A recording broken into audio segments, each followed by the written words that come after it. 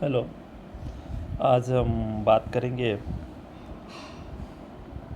Summary का कि जो कुछ भी हमने अब तक पढ़ाया हुआ है सब्स्टिट्यूशन मेथड तक उसको एक बार से फिर रिवाइज कर लेंगे हम लोग इस वीडियो में, क्योंकि सब्स्टिट्यूशन मेथड का लास्ट वीडियो मैंने आप लोगों को दे दिया था।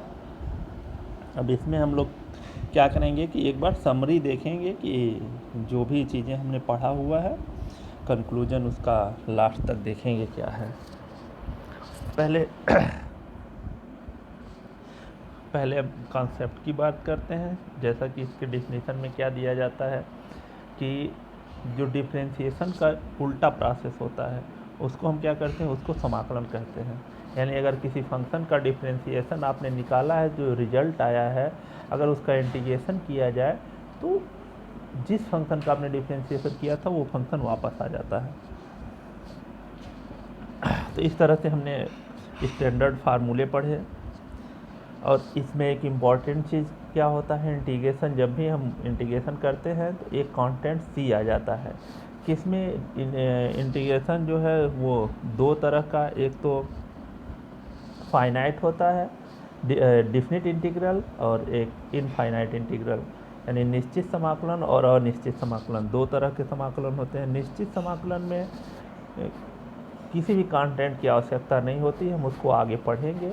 लेकिन इनडेफिनिट इंटीग्रल में आपको एक कांस्टेंट सी रखना पड़ता है। क्यों रखना पड़ता है? क्योंकि हम अगर किसी फंक्शन का डिफरेंशिएशन करें, फॉर एग्जांपल एक छोटा सा एग्जांपल देखिए। अगर मान लीजिए हम ले लेते हैं यहाँ पे, अगर मान लीजिए हमने D D x of x plus 2 ले लिया, इसका डी डी एक्स क्या आएगा, एक्स का डी डी एक्स 1 हो जाएगा और इसका 0। 2 का डी डी एक्स क्या होगा, 0। तो अब इंटीग्रेशन निकाला जाए, अगर इंटीग्रेशन ऑफ 1 प्लस 0 लिखने का कोई सवाल ही नहीं है। तो अगर 1 का इंटीग्रेशन निकाला जाए तो क्या आएगा, इंटीग्रेशन ऑफ 1 डी एक्स क्या होता है, एक्स। अब ये उल्टा प्रोसेस कर रहे हैं, ये एक्स तो आ गया लेकिन ये 2 नहीं आ रहा है। 2 नहीं आ रहा है तो इसी के लिए हम क्या करते हैं, कांस्टेंट सी ले लेते हैं।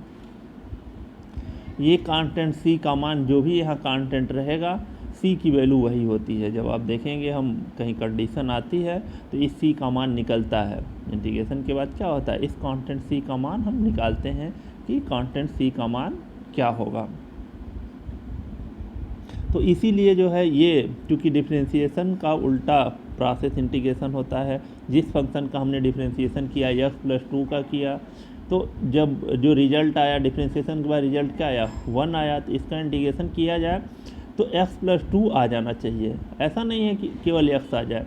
तो x प्लस 2 नहीं आ रहा है यहाँ, इसीलिए हम क्या कर रहे हैं, यहाँ पे x integration of 1 D X X और प्लस एक कांस्टेंट सी लिख देते हैं। इसीलिए फार्मूले में आपने क्या पढ़ा, integration of 1 D X plus equal to X plus constant C. तो कांस्टेंट सी क्यों आता है, क्योंकि अगर मान लीजिए यही अगर ये है तो सी का मान अगर 0 है तो यहाँ क्या होगा। अगर मान लीजिए हमने यही इंटीग्रेशन ऑफ एक्स रखते, यहाँ पे एक और देख लीजिए, अगर मान लीजिए डी डी एक्स ऑफ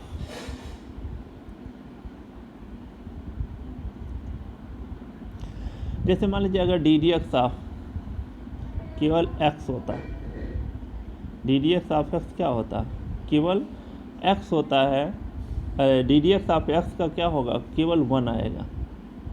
अब इसका इंटीग्रेशन करिए तो आप कहेंगे इंटीग्रेशन ऑफ 1 डी एक्स क्या होगा, ये एक्स प्लस सी लिखते हैं हम। यहाँ पे तो कोई कांस्टेंट नहीं है, केवल फंक्शन क्या है, एक्स ही है। यानी एक्स का डिफरेंशिएशन 1 है तो 1 का इंटीग्रेशन क्या हुआ, एक्स हुआ। लेकिन हम क्या कर रहे हैं, 1 का इंटीग्रेशन लिख रहे हैं हम, एक्स प्लस सी लिख रहे हैं। अब आप कहेंगे यहाँ कोई कांस्टेंट नहीं है, केवल एक्स है। तो ऐसे कंडीशन में क्या है, सी तो हम लिखेंगे ही लिखेंगे। ऐसे कंडीशन में सी इक्वल टू 0, जब सी इक्वल टू 0 होगा तो केवल एक्स आ जाएगा। यानी सी का मान एनीथिंग, कोई कांस्टेंट हो सकता है।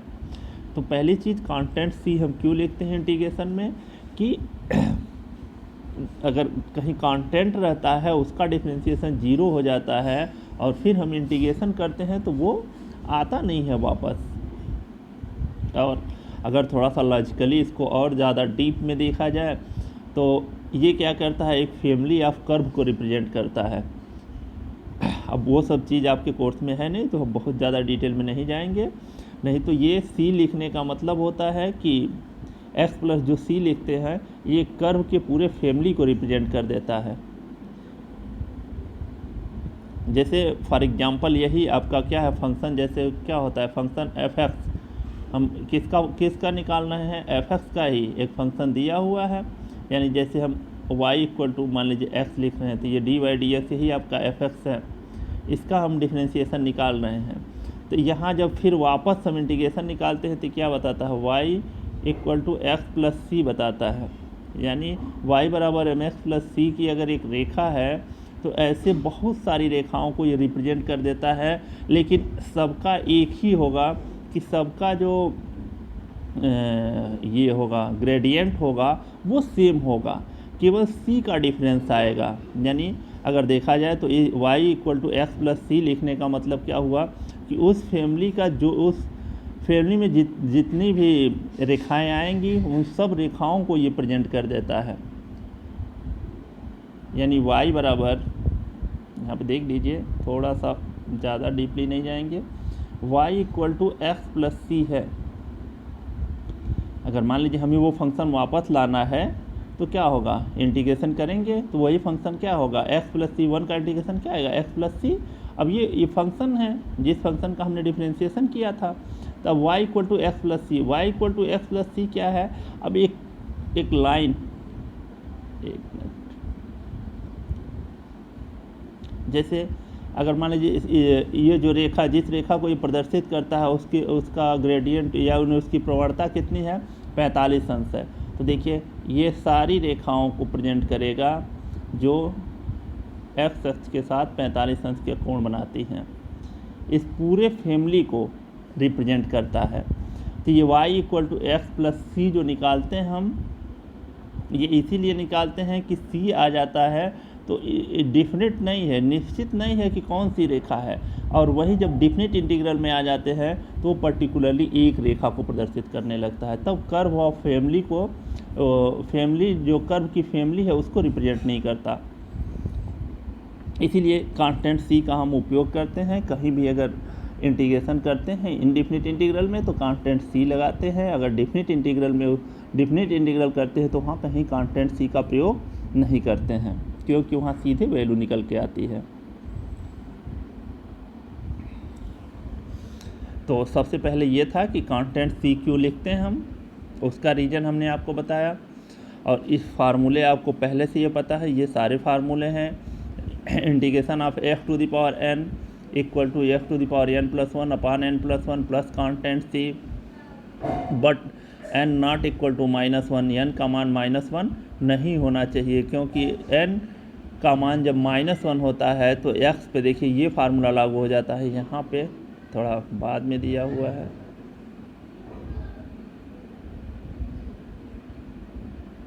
यहाँ पे देख लीजिए दूसरा ही फार्मूला है, जब यहाँ n पे पावर -1 यहाँ दिया हुआ नॉट इक्वल टू n का मान -1 नहीं होना चाहिए, लेकिन हम चलिए -1 ले लेते हैं तो कौन सा फार्मूला लागू होता है, जब n का मान -1 होगा तो x पे पावर -1 और x पे पावर -1 को लिखा जा सकता है 1/x। तो इंटीग्रेशन ऑफ 1/x का क्या होता है, log x plus constant c।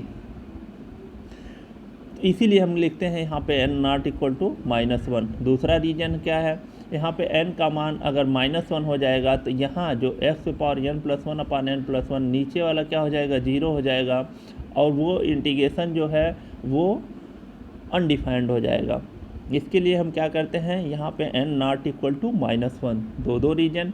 एक तो उसके लिए हमारे पास इंटीग्रेशन क्या है, integration of 1/x equal to होता है log x plus constant c, और यहाँ पे अगर जो f to the power n का जो फार्मूला है अगर उसमें n की जगह हम -1 रख दें तो ये इधर जो रिजल्ट आ रहा है, इसका रिजल्ट जो आ रहा है वो रिजल्ट जो है अनडिफाइंड हो जाएगा।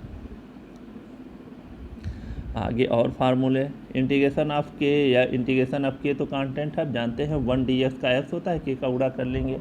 ए टू द पावर एक्स का integration A to the power X upon log A base E plus constant C, cos X का sine X, cosec square X का minus cot X, cosec X cot X का minus cosec X plus C constant C आता रहेगा, tan X का minus log mod cos X plus constant C या log mod sec X plus constant C. Integration of sec X equal to log sec cot X, पहले देख लीजिए इधर होगा, integration of tan X integration of cot X, चलिए नहीं दिख रहा है, हम आपको बता दें ना, इंटीग्रेशन ऑफ कॉट एक्स क्या होता है, log mod sine X plus constant C. Integration of sec X log sec X plus tan X plus constant C log tan pi by 4 plus X by 2। Integration of cosec X equal to log cosec X minus cot X plus constant C या log tan X by 2 plus constant C. एक और होता है, इसी का एक form और होता है कि integration of cosec X equal to minus log cosec X plus cot X, दोनों होता है। यहाँ पे अगर पहले माइनस आ जाएगा तो ब्रैकेट के अंदर क्या हो जाता है, log cosec X plus cot X, अगर बाहर माइनस नहीं लगा रहे हैं तो log cosec X minus cot X plus constant C. यहाँ पे 1/√a² minus X square equal to sine inverse X by A plus constant C या इसी को minus cos inverse X by A plus constant C. और पहले यही इसी फार्मूले में ए की जगह 1 रख दीजिए, तो ये इंटीग्रेशन आप उसी का एक फॉर्म है 1/√1 minus X square D X equal to sine inverse X plus constant C, क्योंकि ऊपर वाले में एक्स की ए की जगह हमने क्या रख दिया, 1 रख दिया, तो ये ए की जगह 1 रखेंगे तो √1 minus X square D X, यहाँ साइन इनवर्स एक्स बाई 1 हो जाएगा, केवल एक्स लिखेंगे plus constant C. Integration of A square plus X 1/a² plus X square D X equal to 1/a tan inverse X by A या minus 1/a cot inverse X by A plus constant C.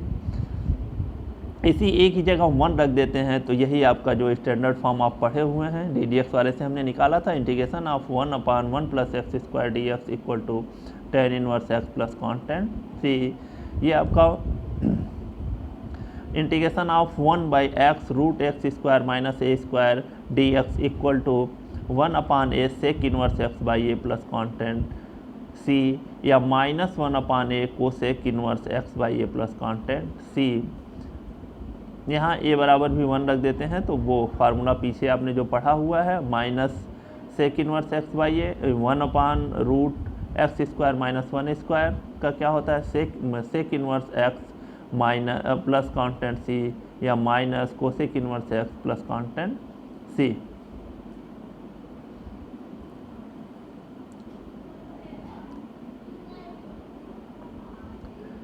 अब देखिए hyperbolic आपके course में पूछा नहीं जाता, इसको देखने की बहुत ज़्यादा ज़रूरत नहीं है। अब हम सीधे आते हैं एक एक एग्जाम्पल पे। यहाँ पे देखिए सीधे सीधे आप पढ़ चुके हैं, आपको इतना एक्सपीरियंस हो गया है कि ये सब एग्जाम्पल जो है आपको देख के ही पता चल जाएगा। यहाँ पे देखिए हम दूसरे एग्जाम्पल की बात करेंगे, पहला सीधे सीधे फार्मूले पे है, तो आइए दूसरे एग्जाम्पल की बात करते हैं। एग्जाम्पल नंबर 2 दिया हुआ है,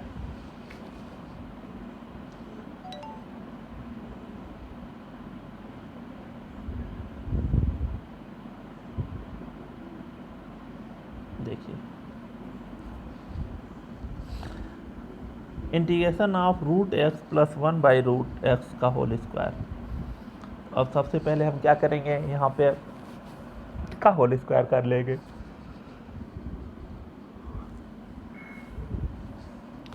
तो √a प्लस b का होल स्क्वायर क्या होता है, a प्लस b का होल स्क्वायर होता है a²। तो देखिए यहाँ पे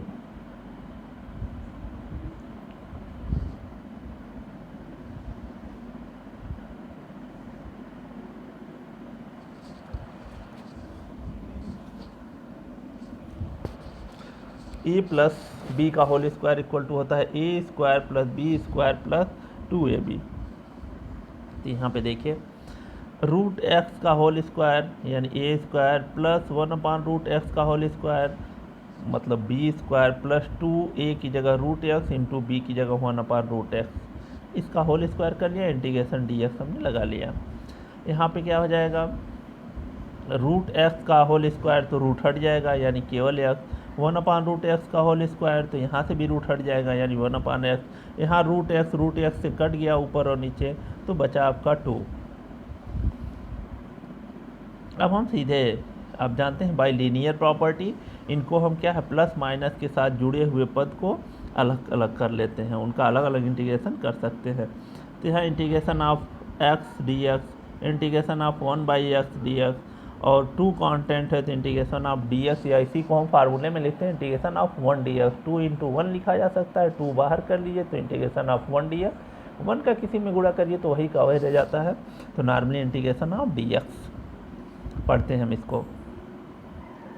अब देखिए यहाँ पहला इंटीग्रेशन ऑफ x dx का क्या हो जाएगा x² 2, 1/x का इंटीग्रेशन क्या होता है log x और 2 इंटीग्रेशन ऑफ dx क्या होता है x प्लस कांस्टेंट c। तो ये छोटा सा एक इंटीग्रेशन था, आप पढ़े हुए हैं तो ये सब चीज़ें आपको क्लियर हो जाएंगी। इसमें और ज़्यादा हम क्वेश्चन नहीं बताएंगे, जो क्वेश्चन थोड़ा सा टफ रहेगा हम उसी की बात करेंगे।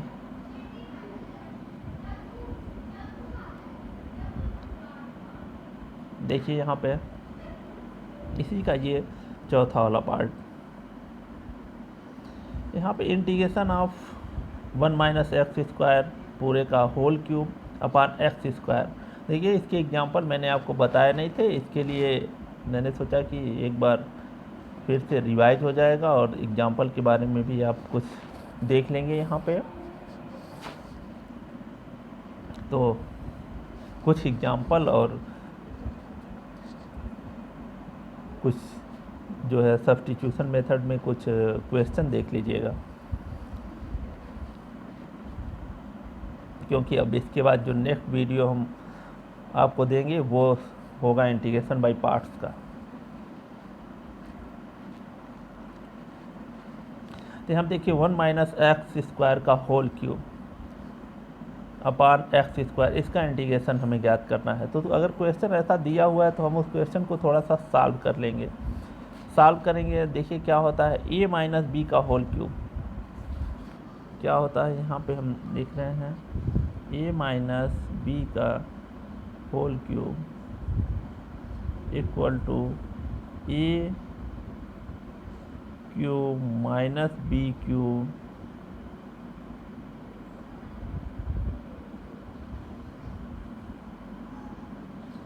-3ab एक a - b, ये होता है इसका a - b का होल क्यूब। तो देखिए यहाँ पे किसका होल क्यूब है 1 - x² का होल क्यूब। देखिए 1 - x² का होल क्यूब। अब a³ यानी 1 का क्यूब माइनस b³ यानी x² का होल क्यूब -3ab यानी 1 × x² ब्रैकेट में a - b यानी 1 - x²। ये हुआ। देखिए 1 का क्यूब क्या होगा 1, x² का होल क्यूब यानी 2 और a⁴ पूरे पावर यानी इन दोनों का गुणा हो जाता है घात का, तो -x⁴। आगे देखिए -3ab, a का मान 1 है तो 3a का मान 1 और b का मान x² तो -3x²। और यहाँ अंदर क्या है 1 - x², तो -3x² का गुणा 1 में करेंगे तो -3x², -3x²। और यहाँ फिर देखिए -x² में करेंगे तो माइनस माइनस का गुणा प्लस, तो 3x⁴ प्लस 3x⁴। देखिए यहाँ वही लिखा हुआ है 1 - 3x² plus 3x⁴ minus x⁶ पूरे का बटे x²। अब हम क्या करेंगे, ये सबको अलग अलग कर लेंगे। अलग अलग करिए तो ये हो जाएगा आपका 1/, सीधे इंटीग्रेशन में भी अलग कर दे रहे हैं यहीं पे, 1/x², ये हो जाएगा 3x² plus 3x⁴/x² minus x⁴/x²। 1/x² को x पे नीचे घात 2 है, ऊपर जाएगा तो क्या हो जाएगा, घात -2 हो जाएगा। -3 इंटीग्रेशन ऑफ dx प्लस 3, यहाँ पे 2 घात x⁴ है, नीचे x² है तो 2 घात कम हो जाएगा इसका, तो 3 integration of x² dx minus integration of x⁴ dx। यहाँ 6 घात है और नीचे कितना है, 2 है, तो 6 में से 2 घात निकल जाएगा तो 4 घात बचेगा। यहाँ अब सीधे सीधे फार्मूला लगा रहे हैं x⁴n का, तो integration of x⁴n equal to x⁴n plus 1/n plus 1, तो -2 प्लस 1/-2 प्लस 1 -3, यहाँ पे आपका इंटीग्रेशन ऑफ केवल dx, इंटीग्रेशन ऑफ dx क्या होता है, x, तो 3 × x प्लस 3x² का क्या होगा, x⁴2 plus 1/2 plus 1 minus x⁴ का क्या होगा, minus x⁴ plus 1/4 plus 1 plus constant c। तो ये हो गया माइनस x⁻−1, यहाँ -2 प्लस 1 है तो -1 होगा इस पे पावर, और नीचे भी क्या होगा, -1 होगा, तो इसीलिए ऊपर का चिन्ह माइनस कर दिया है। यहाँ पे -3 × x तो -3x प्लस 3x³ देखिए यहाँ प्लस 3x³ होगा, 3 से 3 कट गया तो केवल x³, और यहाँ minus x⁵/5 plus constant c। थोड़ा सा घात को जो है घटते हुए क्रम में लिख दिया है, तो minus x⁵/5 plus x³ minus 3x minus 1/x plus constant c। तो ये इंटीग्रेशन एक दिया हुआ था एग्जाम्पल में, इसको देख लीजिएगा।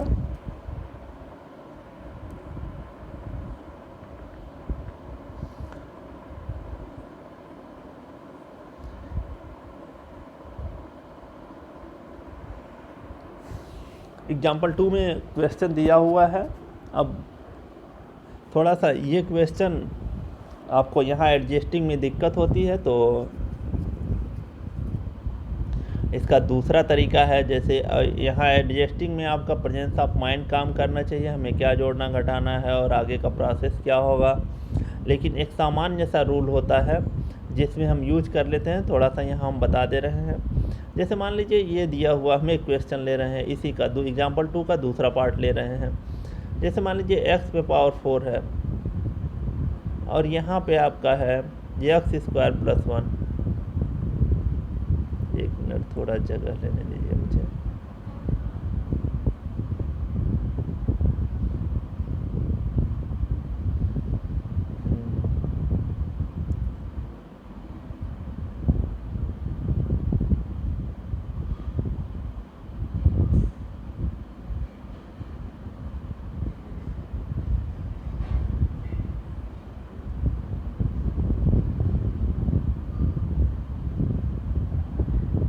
चलिए थोड़ा सा ये बदला चलता, तो चलिए वैसे ही देख लीजिए। अब जैसे ये है x⁴,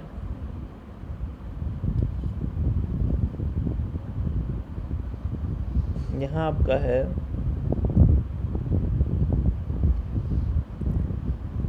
x² प्लस 1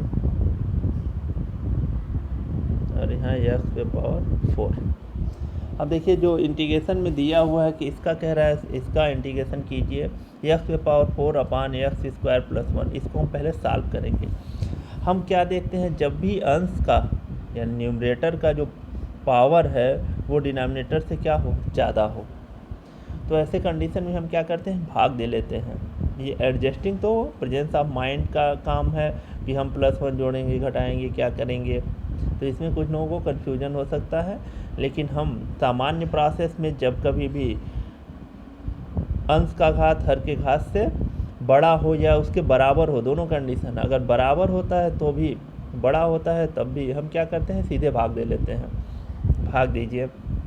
यहाँ देखिए x पे पावर 4 चाहिए तो हम कितनी बार जाएगा, एक्स स्क्वायर 2, एक्स स्क्वायर का एक्स स्क्वायर में गुणा तो एक्स पे पावर 4, और एक्स स्क्वायर का 1 में गुणा तो प्लस एक्स स्क्वायर। घटाने में क्या होता है, चिन्ह बदलता है, ये माइनस ये कट गया, तो क्या बचा, यहाँ पे बचा आपका एक्स स्क्वायर।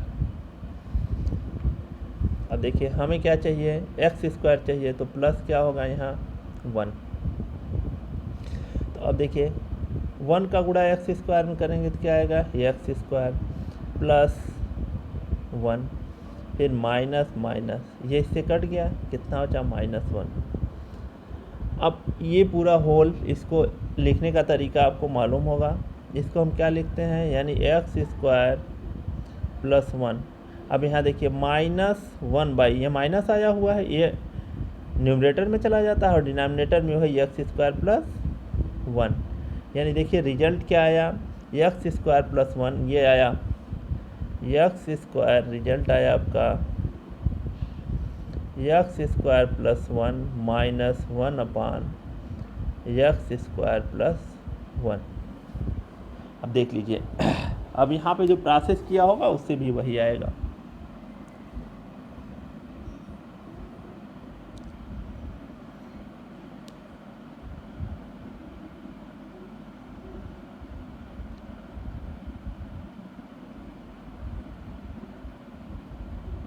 देखिए यहाँ पे लास्ट में हम आपको ला रहे हैं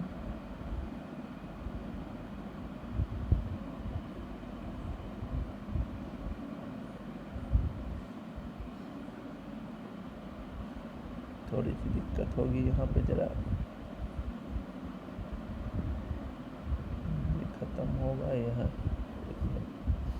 यहाँ पे देखिए सीधे क्वेश्चन में जोड़ा है, एक बार जोड़ के घटाते हैं, फिर इस तरह से हम इसको सॉल्व करते हैं, एक्स स्क्वायर प्लस 1 माइनस 1। तो देख लीजिए यहाँ पे लास्ट में क्या आया हुआ है,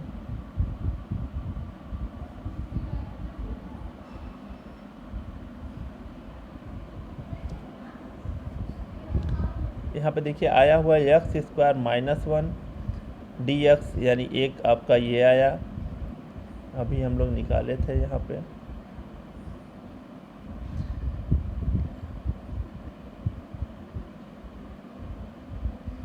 यहाँ लास्ट में रिजल्ट की बात कर रहे हैं हम, क्या आया थोड़ा सा देख लीजिए, इस प्रोसेस को भी, वैसे भाग वाले को भी देखा ही हमने, इसको थोड़ा सा देखिए। एक्स पे पावर 4 है तो इसमें एक जोड़ लिया हमने, एक घटा दिया, एक्स पे पावर 4 -1 प्लस 1। अब इनको अलग अलग कर देंगे, एक्स पे पावर 4 -1/, एक्स स्क्वायर प्लस 1, और दूसरा है आपका 1/, x square plus 1/, x square plus 1।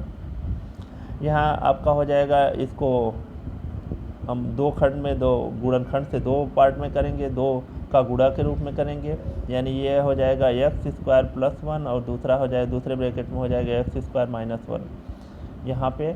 अब ये क्या हो जाएगा, एक्स स्क्वायर प्लस 1 ऊपर और नीचे कट जाएगा, तो क्या बचा, एक्स स्क्वायर -1। तो देखिए यहाँ बचा आपका x square -1 plus 1/, x square plus 1 dx। तो इसी की बात कर रहे थे हम, यहाँ एक जगह एक्स स्क्वायर -1 बचेगा प्लस 1/, एक्स स्क्वायर प्लस 1। अभी भाग दे रहे हैं हम, देखिए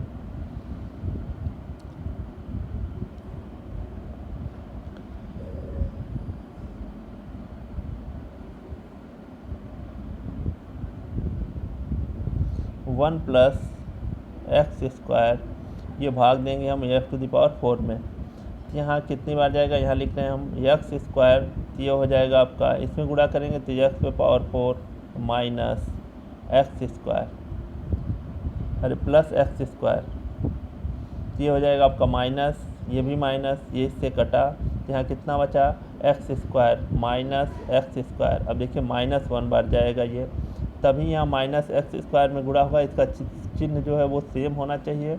-1 का गुणा एक्स स्क्वायर में करेंगे तो ये हो जाएगा माइनस एक्स स्क्वायर, और 1 में करेंगे तो -1, और फिर चिन्ह बदल देंगे तो ये +1 हो जाएगा, यहाँ बचेगा, ये कट जाएगा। अब आया आपका एक्स स्क्वायर -1 और प्लस 1/1 प्लस एक्स स्क्वायर। तो देखिए वही लिखा हुआ है यहाँ, x square minus 1 plus 1/x square plus 1। तो भाग देंगे तो आप सीधे सीधे यहाँ आ जाएंगे, भाग देंगे तो यहाँ आ जाएंगे सीधे सीधे। ये इंटीग्रेशन इन दो इंटीग्रेशन में चेंज हो जाएगा, क्योंकि हम लिखेंगे एक्स स्क्वायर माइनस 1 और प्लस 1/1 प्लस एक्स स्क्वायर। तो इनका इंटीग्रेशन अलग कर लेंगे, इसका अलग कर लेंगे, सबका इंटीग्रेशन, या तो चाहे सब तीनों पद को अलग कर लीजिए। तो एक्स स्क्वायर का हो जाएगा x³ और -1 का हो जाएगा केवल x, और यहाँ पे 1/x स्क्वायर का प्लस tan इनवर्स x। तो यही देखिए यहाँ पे वही दिया हुआ है। देखिए एक्स स्क्वायर का हो जाएगा x³ minus integration of 1 dx का क्या हो जाएगा x, और integration of 1/x square plus 1 का क्या हो जाएगा tan inverse x plus content c। तो इस तरह से आपने देखा कि जब भी न्यूमरेटर में जो भी वेरिएबल है उसका पावर डिनोमिनेटर के बराबर हो या उससे ज़्यादा हो, तो ऐसे कंडीशन में हम क्या करते हैं, भाग कर लेते हैं, और भाग करके होल वाले पार्ट को अलग कर लेते हैं, जो भी फ्रैक्शन बचता है उसको अलग प्लस करके या माइनस जो भी चिन्ह है उसके साथ अलग करके लिख लेते हैं। फिर उनका इंटीग्रेशन क्या होता है, आसानी से हो जाएगा।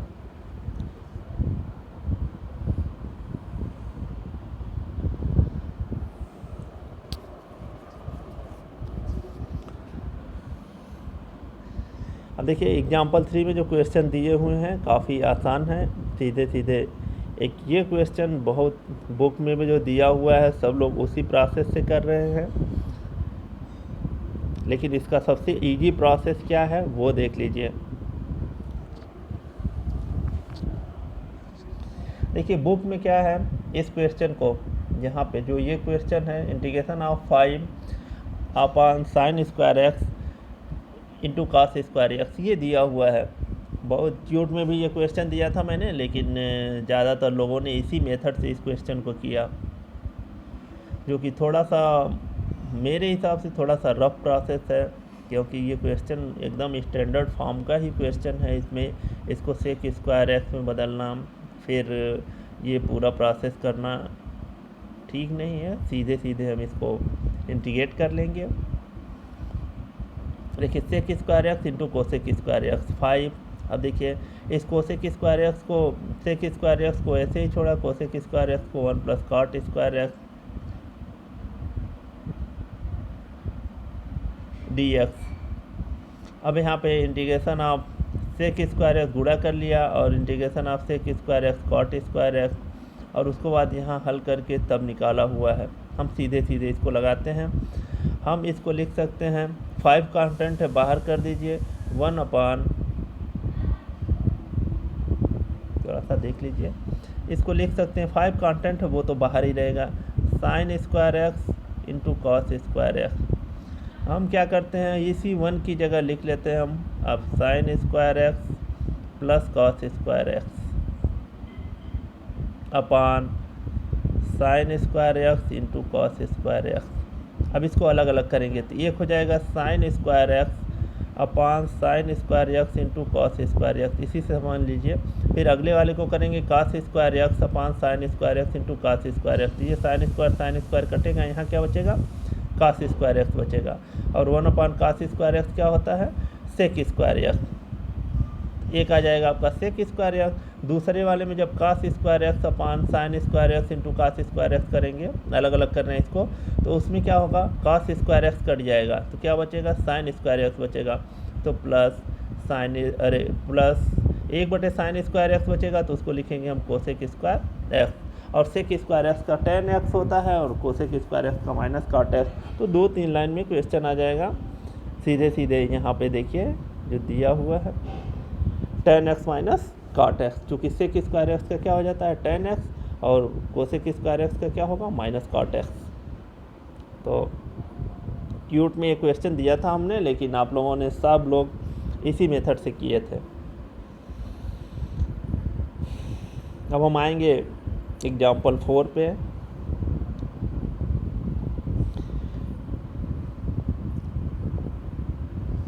देखिए एग्जाम्पल 4 में क्या दिया हुआ है, दिया है √1 माइनस cos 2x, या दिया हुआ है √1 प्लस sin 2x। अब इसमें मेन प्रोसेस हमारा होता है, इसका इंटीग्रेशन तब तक नहीं हो सकता जब तक ये रूट से बाहर नहीं जाएगा, क्योंकि जब रूट से बाहर जाएगा तभी तो हम इसका इंटीग्रेशन कर सकते हैं। तो रूट से बाहर ले जाने के लिए देखिए cos 2x का फार्मूला मैंने आपको बताया था,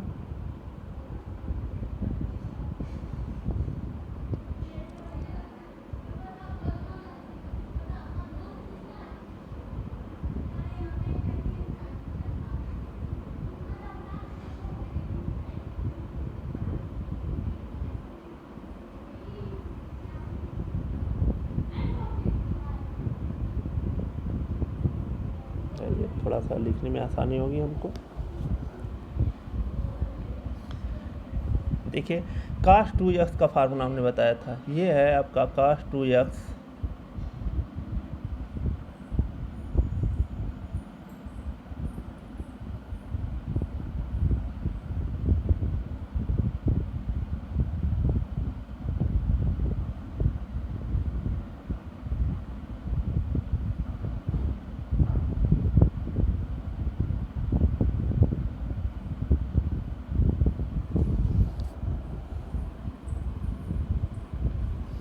देखिए cos 2x का जो फार्मूला हमने बताया था, यहाँ पे जब भी 1, देखिए 1 प्लस cos 2x हो, 1 प्लस cos 2x हो, तब हम फार्मूला क्या यूज करते हैं। देखिए cos 2x का जो फार्मूला है वो आपको लिख रहे हैं हम, cos 2x इक्वल टू होता है cos square x minus sine square x, पहला होता है। दूसरा होता है 2 cos square x minus 1 minus 2 sine square x,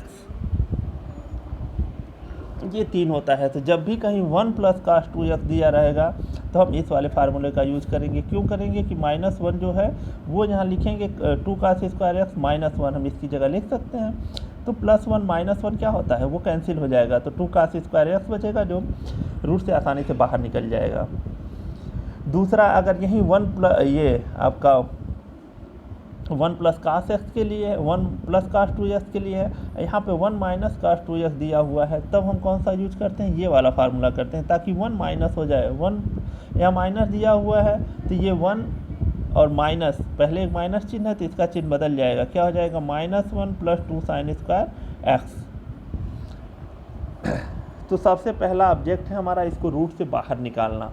ये काफ़ी इम्पॉर्टेंट है, इस तरह के क्वेश्चन जो है वो इम्पॉर्टेंट होते हैं कि इसको रूट से बाहर कैसे निकालना है।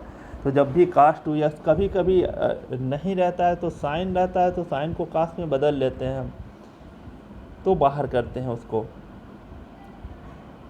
कहीं क्वेश्चन आएगा तो हम आपको बताएंगे, वो डिनोमिनेटर में होता है, न्यूमरेटर में नहीं, सीधे डिनोमिनेटर में दिया होता है। जैसे एक क्वेश्चन है 1/√1 प्लस साइन x, तो उसमें क्या है हम उसको cos में बदल के ही निकालते हैं, रूट से बाहर निकालते हैं। तो यहाँ पे देखिए इस क्वेश्चन को किया हुआ है, कैसे किया हुआ है वो देखिए। यहाँ देखिए 1 minus cos 2x dx equal to, अब देखिए मैंने बताया यहाँ सीधे लिख दिया 2 साइन स्क्वायर x। क्यों लिख दिया है, क्योंकि अभी हमने आपको बताया कि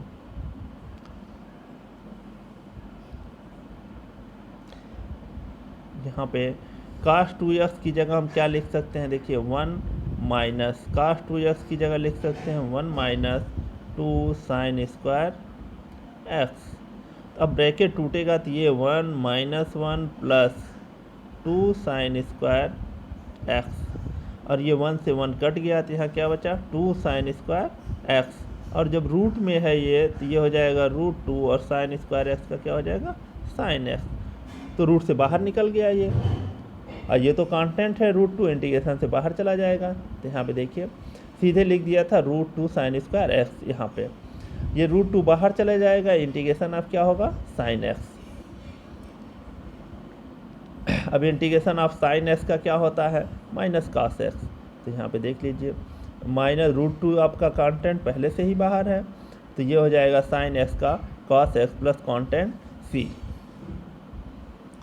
ठीक है, इसी तरह 1 प्लस साइन 2x, अगर इसको हमें बाहर निकालना है, हम क्या करते हैं 1 की जगह sine square x plus cos square x रख देंगे, और साइन 2x का मान होता है 2 sine x into cos x. तो देख लीजिए यहाँ पे सीधे सीधे लिखा हुआ है root sine X plus cos X का whole square. 1 plus sine 2x को सीधे लिख दिया है। अभी हमने बताया, यही बताया आपको कि देखिए यहाँ पे, एक मिनट, ये 1 को लिख सकते हैं sine square x plus cos square x, और साइन 2x को लिख सकते हैं 2 sine x into cos x.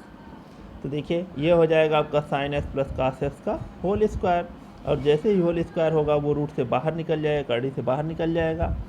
तो ये क्या हो जाएगा sign X plus cos x, और साइन एक्स का इंटीग्रेशन क्या होता है माइनस कॉस एक्स, और कॉस एक्स का इंटीग्रेशन क्या sign X plus constant C.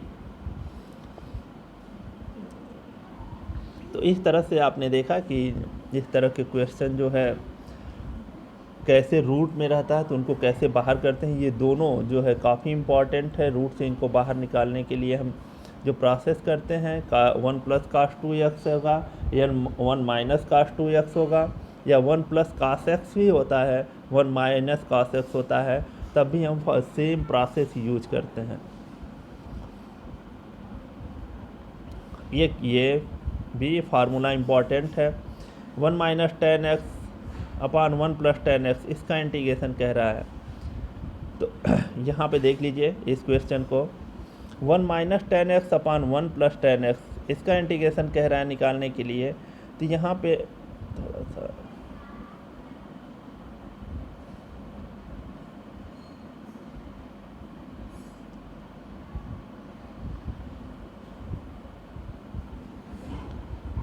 यहाँ पे देखिए,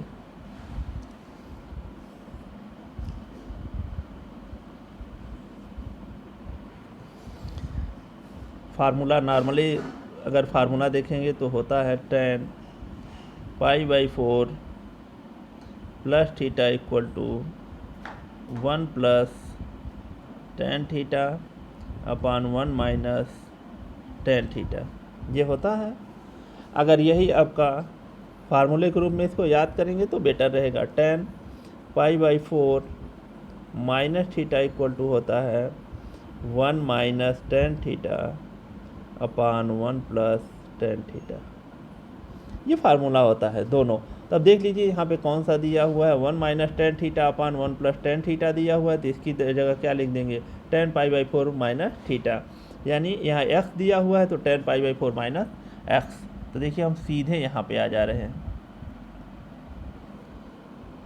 उसी फार्मूले का यूज करके इसको हम क्या लिख सकते हैं, हम इसको लिख सकते हैं। अब ये tan a माइनस बी का फार्मूला पे बना लिया है, tan 45 अंश का मान होता है π/4, तो इसको लिख लिया π/4 माइनस tan x, और यहाँ भी tan x को लिख सकते हैं 1 इंटू tan x, तो वही चीज़ें यहाँ पे किया हुआ है। तो ये इतना हमें बनाने की ज़रूरत नहीं है, हम सीधे जानते हैं tan π/4 plus theta equal to होता है 1 plus tan theta, 1 plus tan π/4 plus theta equal to होता है 1 plus tan theta upon 1 minus tan theta, और tan π/4 minus theta equal to होता है 1 minus tan theta upon 1 plus tan theta. तो हम सीधे फार्मूला जानते हैं तो सीधे हम यहाँ आ जाएंगे।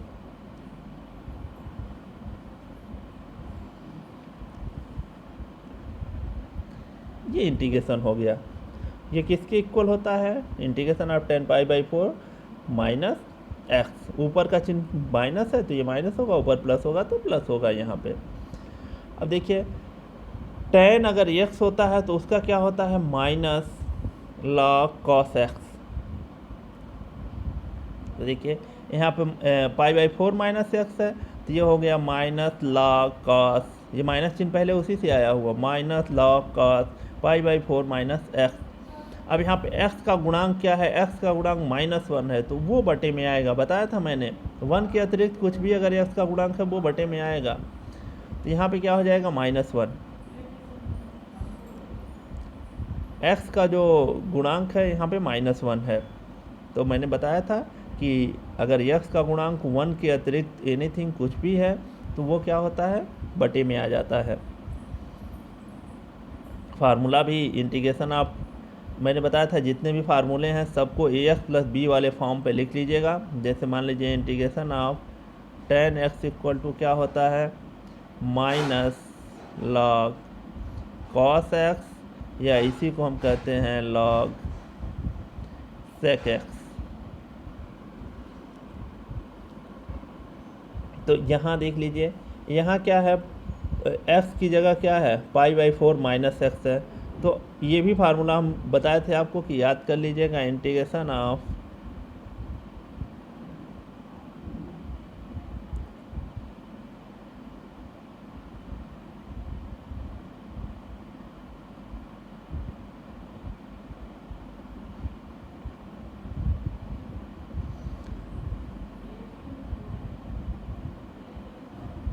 यहाँ पे देखिए,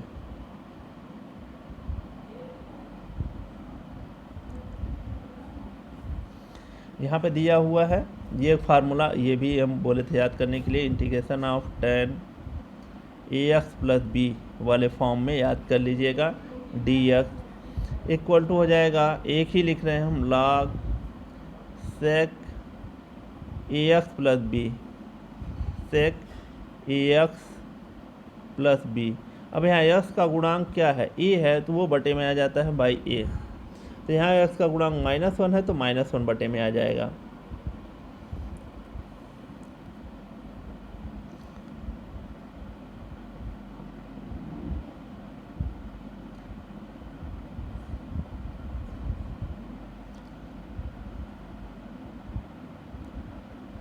देखिए एक माइनस यहाँ नीचे था और एक माइनस यहाँ ऊपर, ये माइनस माइनस क्या हो गया प्लस, और प्लस एक कांस्टेंट सी, तो आया आपका लॉग कॉस पाई/4 प्लस एक्स प्लस कांस्टेंट सी।